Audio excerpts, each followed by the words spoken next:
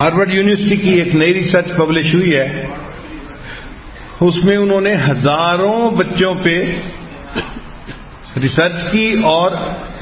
30 سال ریسرچ جاری رہی. یہ 2-4 دن کی بات نہیں تھی، 30 سال تک جاری رہی. اس کے بعد انہوں نے لکھا کہ جو باپ بچوں کو ہگ کرتے ہیں تو ان بچوں کے اندر اگریشن ختم ہو جاتی ہے، وہ اگریسو طبیعت کے نہیں بنتے، اس لیے کہ والد ان کو جو ہے وہ حق کرتا ہے اور ان کو کس کرتا ہے، ان کو محبت ملتی ہے، وہ محبت ان کے اندر انڈیوس ہو جاتی ہے، وہ بھی پھر محبت کرنے والے مزاج کے بچے بن جاتے ہیں. اور جو بچے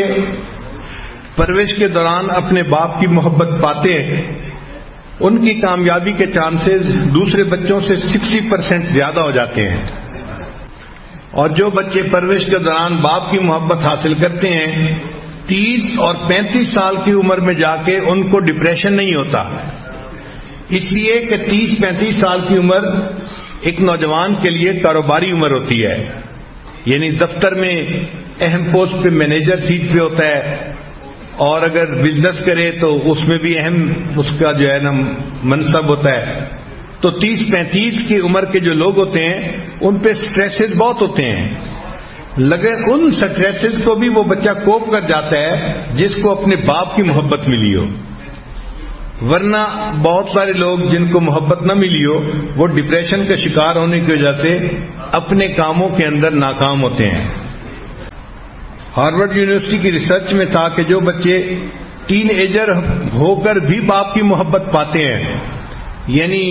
13 سے 19 کی عمر میں بھی ان کو باپ کی کلوزنس ملتی ہے، تو ایسے بچے ڈرگ کم استعمال کرتے ہیں اور سیکس کے تجربات بھی کم کرتے ہیں، چونکہ ان کو باپ کی محبت مل رہی ہوتی ہے. جب ان کو باپ کی محبت نہیں ملتی تو وہ پھر اس قسم کے خراب کام کرتے ہیں. جن بچوں کو پرورش کے دوران باپ کی محبت نہیں ملتی ان کے اسکول سے ڈراپ ہونے کے چانسز ڈبل ہو جاتے ہیں، یعنی وہ اسکول سے پڑھائی چھوڑ دیتے ہیں،